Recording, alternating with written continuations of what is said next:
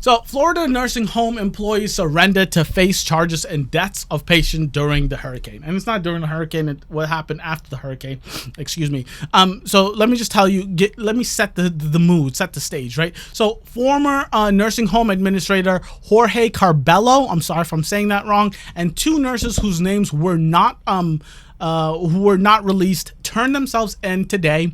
They worked at the nursing home where at least 12 patients, and this was in 2017, died during a power outage. And this power outage, like I said, happened after Hurricane Irma. So Hurricane Irma happened. It came, it did its damage, and there was a power outage at this nursing facility. And due to the power outage, because there was no AC, many of these patients died of overheating, dehydration, so on and so forth, right? So administrators, before the storm happened, administrators were repeatedly told before the storm that they could call Governor Rick Scott's personal cell phone directly for help.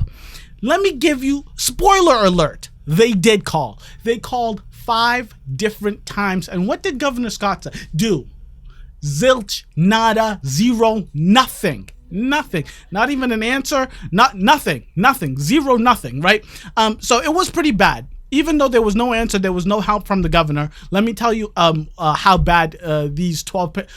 A couple of examples of what happened to these 12 patients. So the fire lieutenant said that when she was called, because they were called for help, the fire lieutenant was called, and one of the patients had a temperature as high as 107.5 degrees. She said that this is the highest that she's ever seen in her 12-year career, which is insane, which is ridiculous, right? So yeah, and then she continued to say that later that morning, after finding a patient that had 107.5 degrees, I'm a nurse, this is what I do for a living, right? I take these rectal temps on the reg. I've never seen 107. Forget about it. 100, holy Jesus and Lord, right? But later that same morning, she said that another patient's temperature was so high that it could not be read on the thermometer, right?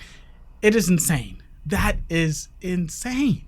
I just don't know what the kind of situations, right? So obviously there's no AC. It's in Florida, muggy, hot Florida. So this is a horrible, horrendous situation. It's horrible for these patients. But back to the core of the story. They're putting the blame on the administration there and the nurses. Why? I don't know. I don't understand, right? So the attorney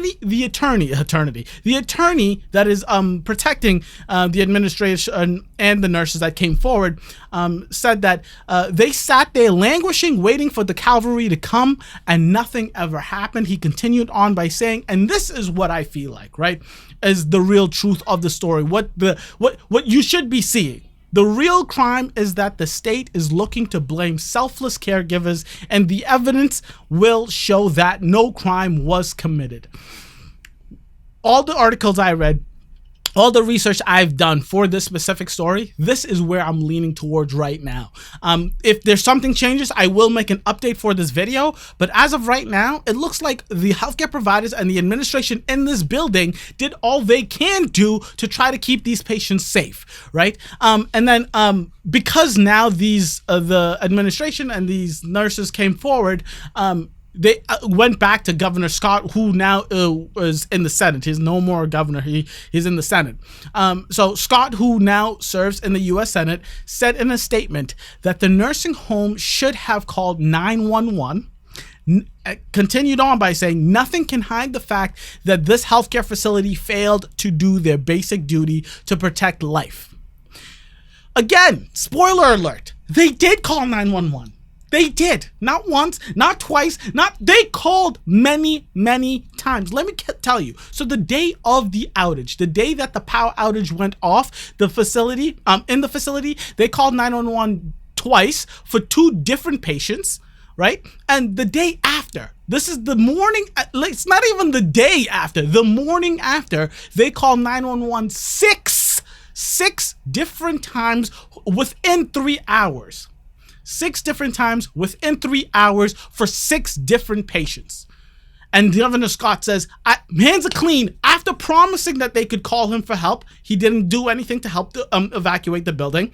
And then after knowing everything that happened, there's 911 calls that you can hear people from the healthcare facility. If you just type in this, Google, YouTube, whatever, you can hear the 911 calls. Every single one of them. You can hear the dispatcher talk to these nurses and patients, nurses and administration. They cared. They wanted to help these patients. What are they supposed to do? What, they're supposed to go downstairs and fix the AC? What are they supposed to do? I'm really confused, because the reason I'm real hyped up about this story is because everywhere you go look at the story, the title is nurses what's it called? Yeah, nurses charged with killing patients after murder. After patient's death from the storm. I'm so confused. They did everything they could do, and they asked for all the help that they could ask for. If you've ever worked in a rehab or nursing facility, nursing home facility, you know that there's just a ceiling to the acuity of care that you can do for these patients.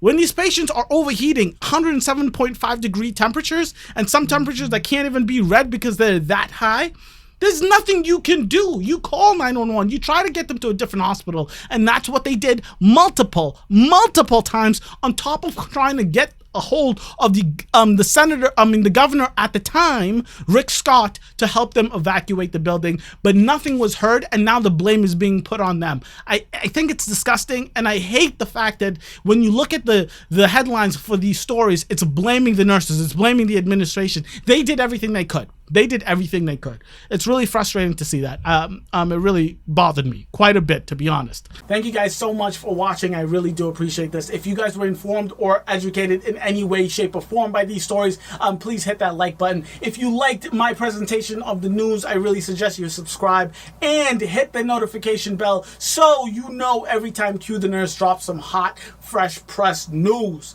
Thank you. Catch you next week. Deuces.